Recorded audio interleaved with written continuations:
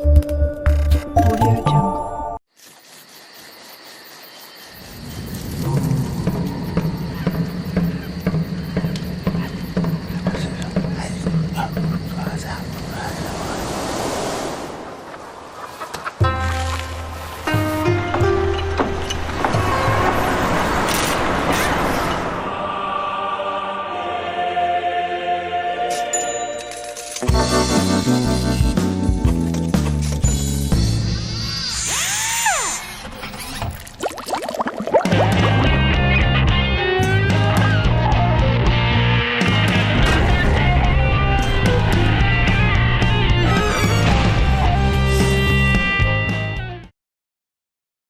Hello, welcome to Law Excellence. I am Harsha Mannava. We are discussing the book Sapiens, A Brief History of Humankind.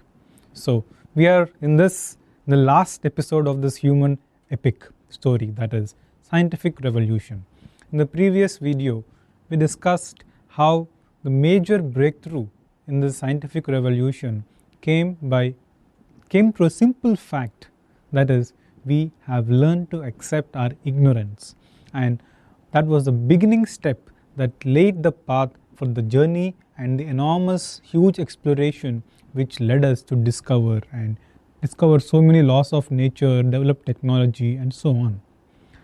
In fact the most important event of the scientific revolution is the industrial revolution, which happened around 200 years ago. It happened for the first time in England. So we read about this a lot in world history.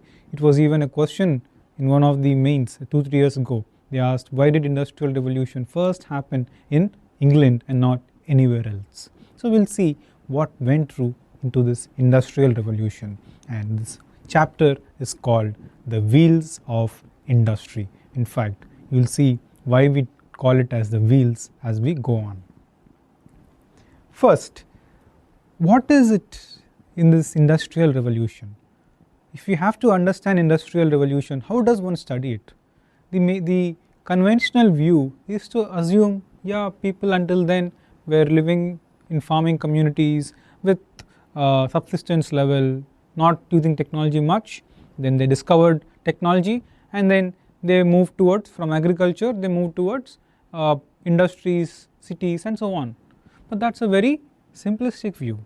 So the central way, the most important way to study industrial revolution is to study energy. So because industrial revolution is simply nothing but a revolution in how we are able to convert energy. So industrial revolution is a revolution in energy conversion. So energy is at the very heart of industrial revolution. Energy, and of course the second important element is raw materials. So energy and raw materials are the chief drivers of economic growth, economic activity, and they are the chief stimulants behind industrial revolution. And once we got this command, or we developed this ability to harness energy and use that energy to use raw materials, we developed enormous potential to generate, to produce a vast range of goods. We got an upper hand over the natural world, and we could now survey the natural world, identify the resources and develop methods to convert those resources to useful goods that we could put to purposeful utility. That's the story. So what's at the heart of industrial revolution? Energy and raw materials. So our understanding, or our story of industrial revolution, will begin with understanding how in this period we started using energy differently. But were we not using energy before industrial revolution? We were certainly using, but it was very crude and very limited. So most of the energy that we used was largely in terms of muscle power. To cut a long story very short, there was sun which was radiating enormous energy. That energy was captured by plants, and plants had this innate ability to convert solar energy into through photosynthesis to carbohydrates, proteins, other organic forms of energy. We consume that energy, and that energy was stored in our body, in our muscles.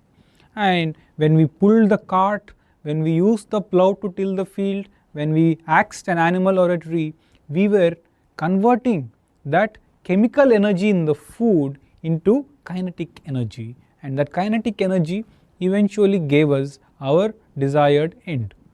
So, at the center of all this is photosynthesis, that is the plant cycle, and second was the muscle. The muscle stored potential energy, muscle had potential energy. So, muscle was the source of energy, and this was the chief instrument through which we converted energy into useful forms. So, it was all just this simple story. We did not have ability beyond this. There was occasional fire, but even then we never knew how to convert energy. So, first, the limitation before industrial revolution was our access to energy sources was hugely limited. We only had access to a few sources. Second, our potential, our capacity to convert these energies was hugely limited. Hugely limited is even an overestimate. We had hardly any ability to convert energy from one form to another. Now, this is a very severe limitation, because conversion of energy is at the very heart, is the driver behind the modern civilization. If we had no capacity to convert energy, we would not be able to build such civilization, have these lights, you have those locomotives, aeroplanes, trains, so on. So, through industrial revolution, this whole limitations were overcome. We were now able to use so many other sources of energy. More importantly, we developed skill, capacity and abilities to convert energy from one form into another. That's the story. So, if you have to tell to your friends a very brief story, if somebody asks you, tell me what is industrial revolution in 2 minutes, it is this. That is ability to convert energy from one source to another. And how did the story begin? The story began in kitchen. You might be surprised how kitchen. So, the story began with kitchen, in the sense that when people were heating tea or water in a kettle, they used to see that whenever the water were evaporated and turned to steam, that steam would push the kettle would make a noise, isn't it? The noise is very irritating, I know, but they could see the kettle move. Now that for a long time was ignored, but at some point people realized, oh yes, when you heat, so you are supplying heat energy to the kettle, and that is translating into movement. The kettle's lid is moving up and down as the steam is trying to exit the kettle, isn't it? So, what are you doing there in that tea brewing process or water boiling process? You are converting heat into movement. The kettle is moving. That was the first insight. Next development came through invention of gunpowder. What was gunpowder doing? When people used gunpowder and gunpowder exploded, you could fire a cannonball from one location to a distant location. Now that was also another major development. So, by using this explosive material, which probably had some kind of inner energy, you could move a cannonball, a heavy cannonball, from one location to another location. So, you could convert some heat energy or explosive energy into movement.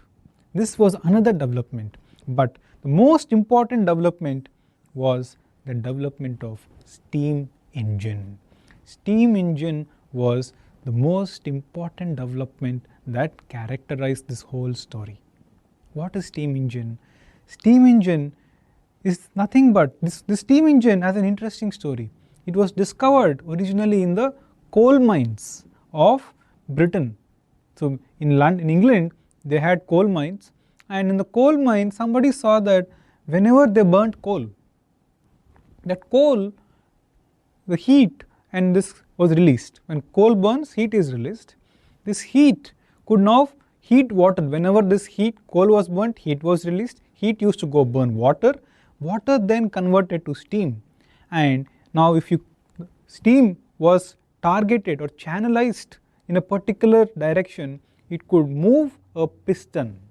So the steam, when it expands, it could, and it was directed towards a piston. A piston can be any sharp rounded metal implement. When it is moved towards the piston is pushed. So by burning coal, you are supplying heat, and heat could be used to move an object. So this was used for the first time. This was discovered, this principle was discovered in coal mines. Prior to that, somebody had an idea about how the kettle worked in the kitchen, but the real discovery of steam engine's principle, that is heat can be used to give movement, can be used to move things, came in coal mines of British. So once this was realized in the coal mines, some other scholar or some scientist, technician understood this and applied this principle that you can move, you can generate movement by burning coal or releasing heat, was used in textile industry. So the next, from coal, the next application was in textile industry. How textiles? Because at that time textiles used looms. These are the instruments, looms are the instruments used to weave cloth. Now this used to be done manually. If you go to any weaving town, like Pochampalli, Mangalgiri, and see the weaves, it's a very laborious process. So they were trying to see how do we reduce the labor. They wanted some mechanical solution, and steam engine gave the solution. So if heat can move something, why can't we use this heat to move a loom, use the movement to weave.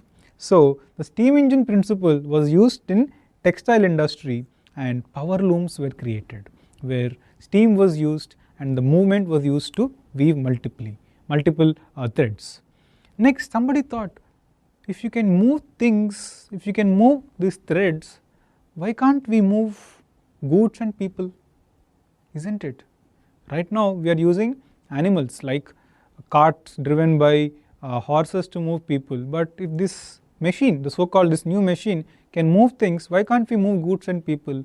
So that's how the first engine, steam engine that was used, the railway engine, was devised to first transport coal from coal mines to factories. Next, railway lines were laid, and the steam engine was used to move people also. So that's the story behind industrial revolution. That's how people first began using steam engine, and later on this principle then gave rise to the whole set of industries. Industries came about because in industries they needed large machines that could move things, and the whole idea that a machine can be built that can move things when you supply heat gave thrust to textile industry, coal industry, steel industry, and many other industries of the 18th and 19th centuries. So essentially at the heart of this industrial revolution is the idea that humans can build a machine which can convert energy from one form to another form. That's the key to the story of industrial revolution. And over time, now people initially thought maybe the energy that we will have will be exhausted, but that's not how it really happened. Over time, as people began progressing and doing more and more research, they realized there was no limit to the amount of energy at their disposal. The fossil fuels that we are using today may be limited, like petroleum, coal, gas, but just imagine solar energy. If you can harness it, the entire solar energy can fuel the planet multiple times. Or the gravitational force, unlimited, isn't it? If we can devise a method to harness gravitational energy, it's natural, it's unlimited. Nuclear energy, the power of the energy that is there in an atom, but when you slice an atom, you release huge amount of energy. Even this could be unlimited, isn't it? So as humans went about, they were exhausting one form of fuel like wood or coal, but they realized they had more and more kinds of energy at their disposal, like solar, wind and nuclear. So more energy, and so they realized they had an ocean of energy that they can deal with, and this enormous supply of energy was then used to harness raw materials. So unlike energy, raw materials used to be limited. Your iron ore is limited, your aluminum ore is limited, so all these ores are limited. So that gave another problem. Fine, we have huge energy reserve, energy sources, but what about raw material issue? How do we deal with that? Then people realized, yes, one form of raw materials may be exhausted, but another forms can be now discovered, isn't it? In the first initial raw materials used to be wood and some iron. Now today we are moving towards new metals, zirconium, plastic, glass. We even came up with 3D printing. We are experimenting with nanomaterials, carbon nanotubes, graphene. So as one type of materials were exhausted, the conventional ones like coal and iron ore, the enormous energy that people realized that they had at their disposal could now be used to create new materials and new raw materials, and these raw materials further fueled urban industrialization. And what is the consequence of this industrialization? People now started moving out of agriculture and villages to they started moving out to factory work. Compared to agriculture, factory work was more productive, higher pay, and working in factories meant people had to now vacate villages. Village kind of life suited farming occupation, but no, occupation changed. You are no longer farming, you are now involved in industrial work. So the old way of life was no longer suitable to this new occupation. So people now came up with urbanization, cities, towns, all of them developed around industries. So Manchester, Carlsberg, all these towns were originally industrial towns. In India, Bombay, Kolkata, Chennai, Surat, all of these were urban areas that developed around industries. So urbanization came up and people started living in urban areas. And this industrialization is not just about factories. In fact, industrialization and mechanization had far reaching effects. In fact, nowhere was this effect more acute than in agriculture. So people moved out of agriculture and created industries, but these industries went back and transformed agriculture itself. How? Tractors were used. Earlier they used to use a set of cows and bulls to till the land, but now they were using tractors, ox and bulls. Now they were using tractors. They were using drones. They were using mini jets to spray chemicals. So, and things like fertilizers came about. Earlier they used to have only organic manures, fertilizers, industrial insecticides, pesticides, then hormones and medications. Now we even have GMO, genetically modified crops and organisms, refrigeration and aeroplanes, vast storage system, huge cold storage system, refrigeration network and cold storage movement. So all this mechanization was taking place and agriculture started transforming for good or bad. Even animals, earlier animals used to grow in farms, but now there were dedicated farms for raising cow, raising sheep, raising chicken, hens. So much was going on, and this led to, because of this intervention of machines in agriculture, it solved a new problem. Now earlier we said people moved out of agriculture into towns, isn't it? But that means fewer hands were available now to do farming. So how do these fewer hands compensate for the work that earlier people who used to do, that shifted to industry? I mean, some people moved out of farming. So how do the people who are left behind make up for the loss of human labor? Take for example US. In the US, only 2% is involved in farming, 2% of the population is involved in farming. The rest are all involved in industrial, service sector jobs in the towns and cities. How is this 2% able to feed the rest 98%, because agriculture has been thoroughly industrialized, isn't it? Industrial agriculture, industrial animal husbandry, industrial systems of processing, storage and movement, all of these happened. But what was the impact of all this on animals? Did it protect animal rights? That's really a contentious issue, because despite this enormous progress, we realized it led to lot of cruelty for animals, because earlier in the nature, this chicken, cattle, they evolved by living with their mother, by feeding from the mother, playing with other cattle or other hens, and they're used to movement, sourcing their own food, sourcing natural food. So they had this, their psychology evolved to this kind of life. But what does industrial animal husbandry do? Take hens. If you had gone to a poultry farm, it's really a pathetic scene. It's disturbing. You have those birds, the hen, that are caged in small cages. Sometimes 3 or 4 are forced into one. They don't move in their entire lifespan. They are allowed to grow just for a few months, and once they are fattened, they are killed. They are separated from their mother. There is no child-mother interaction.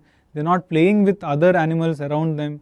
They are not allowed to go out, move, find their own food, escape from prey, eat some earthworms. All of this is gone. So these animals go through enormous psychological violence. So what did we do?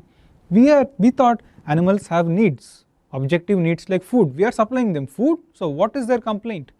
But we only took into account animals' objective needs. So but animals have two types of needs: subjective needs, objective needs. Objective needs are food, water, you are giving it to them. But they also have subjective needs like need for friends, need for movement, need for mother's affection, need for moving around on their own and finding their own food. All this has been taken away, leading to emotionally disturbed and frustrated animals. So for our food, and this industrial agriculture inflicted enormous violence on animals. That's why we have PETA, many other organizations, animal rights activists who want us to move towards vegan food so that this animal cruelty can be ended. In fact, there were some, look at this is a conveyor belt in a commercial hatchery, where you see chickens, they're all raised on a hatchery, and if they find any defective chickens, they just take them off and snap them and kill their life. So these chickens are artificially bred and raised in a commercial hatchery.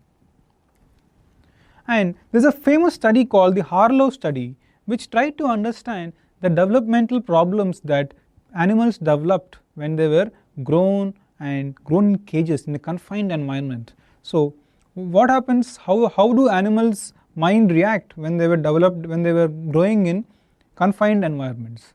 This study was done by taking 2 monkeys. So these monkeys were raised, these are orphan monkeys, they were brought from some mother and they were held captive in cages when they were infants.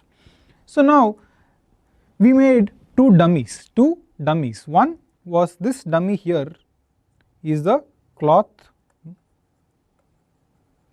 mother. This is a cloth mother, and we made another dummy that is a wire through wire. This is a wire mother. The cloth mother resembled the actual monkey mother, but the wire mother didn't resemble it. But the wire mother was fitted with some milk, because the monkeys need milk to feed, right? So when you have this monkey in a cage and the cage has these 2 mothers, cloth mother and wire mother, who do you think the monkey should move towards? One that looks like its mother, or one that doesn't look like mother but has milk? You would think maybe it needs milk, so it will go and bond with the wire mother, but that is not what they realized. The monkey was bonding with the cloth mother, and occasionally whenever it needed milk, it used to go and take the milk from the wire mother, but would not bond with it. It was bonding with a dummy that looked like its own mother. So animals have this need to be close to their mothers, and when they try to leave these monkeys in the wild. After growing them in cages, when they tried to leave them into the wild, these monkeys had difficulty in adjusting in the monkey society, because unlike the monkeys that grew in wild, they did not know the monkey behavior, they are not used to finding their own food, they are not used to socialization, they didn't have any of the skills. So the movie Planet of Apes is a myth, because if that ape, the chimpanzee in that Planet of Apes movie was raised in human environment, it will have great difficulty in bonding with the wild chimpanzees. The wild chimpanzees probably will just throw it out of the band. It will not have those chimpanzee skills.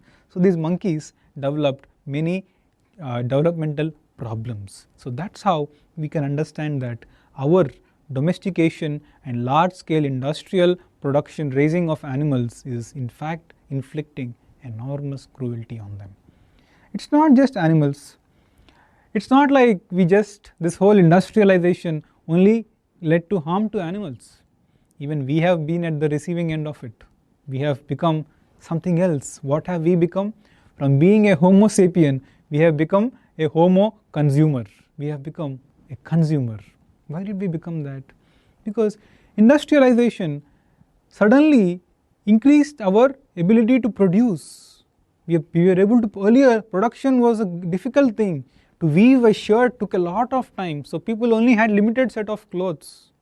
They had very few possessions because production of each object was enormously difficult. It was very, very difficult to produce an object. So people had found it very difficult to produce. But thanks to Henry Ford is popular for creating what we call as an assembly line.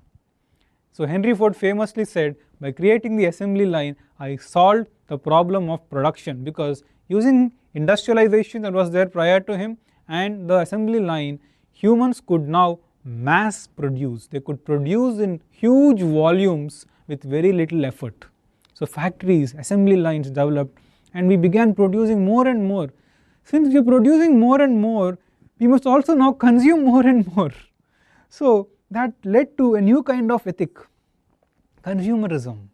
People now took pride in buying goods, buying more clothes, buying expensive clothes, buying more cars, expensive cars, more gadgets, and so on. So frugality means spending less. Our grandparents are usually very frugal. So frugality was for a long period the value that we humans cherished, that please live a simple life, satisfy your needs with whatever is available, don't long for more. Longing for more is a bad character trait. So that's how we grew, for humans developed for many years. Suddenly, thanks to this industrial production, now people started saying frugality is self-oppression, express yourself, just do it, Nike, finger licking chicken, KFC. So happiness in shopping, McDonald's, so many things. All these commercial entities started now making us buy, shop, procure, amass things. So if you had ever vacated your house, you will realize that you accumulated so many things that you hardly need. You had just bought it because it was there, and you were bombarded with this barrage of advertisements, commercials, which were pushing you to buy all time. You step out of your house, you have billboards, you go to a movie theater, there are advertisements, you watch TV, there are advertisements, all of them just trying you to make the next purchase. And it's very easy. At your finger click, there is Amazon and Flipkart, which will deliver with a happy smile. Things that you don't need, they will also deliver. So that's how we started becoming consumers. And this consumerism now, from being a value that was not at all recommended, it became the civilizational value. Shopping, for example, became a favorite pastime. People, if you're bored, go for shopping. I'm bored, order something on Zomato or Swiggy, eat. So shopping became a favorite pastime. Earlier, people used to bond over doing things, like a family used to meet on a Sunday and cook collectively. But now, consumer goods became mediators in relationship. From cooking together, a family just now orders from Paradise Biryani and then they eat it. So from making biryani collectively, cooperating with one another, the people began bonding over external things by ordering outside stuff. So, and gifts. Earlier, There was no concept of gifts, but today people bond on consumer goods which are now given as gifts. So all this is part of consumer ethic, and nowhere is this consumer ethic very clearly manifested as it is in the food market. And what is the consequence of this food market? Obesity. Traditionally, people suffered from malnutrition because food was not easily available. But thanks to industrial revolution, industrialization, we began mass producing even food. We were able to produce food on such large scale at a cheap cost, huge factories. The US is flooded with food market, enormous choice. So from being malnourished, we began eating a lot of junk, sugars, ice creams, cake, sweet, carbohydrates, highly processed food, pizza, burger, and so on. So all of this now led to obesity. From being malnourished and having food shortage, we are now eating what we don't need, and the consequence is obesity. Now obesity is harmful to the person who is obese, but it is very, very beneficial to the big food corporations. For the food industry benefits from obesity. How? One, their sales increase because people are eating a lot. Second, since people are now obese, they also want to buy diet products. So they can also sell a diet variant. So they make profit twice. Once by making you fat. Second, since you are fat now, you must eat healthy food. Then they also make healthy food. So Coke makes Coke and Diet Coke. So both, one, you could drink Coke, become fat. Then you want to have Diet Coke because you don't want calories. So that's how food industry has a vested interest in making all of us obese and fat, and we have fallen for the trap. So that's how consumerism is destroying human character.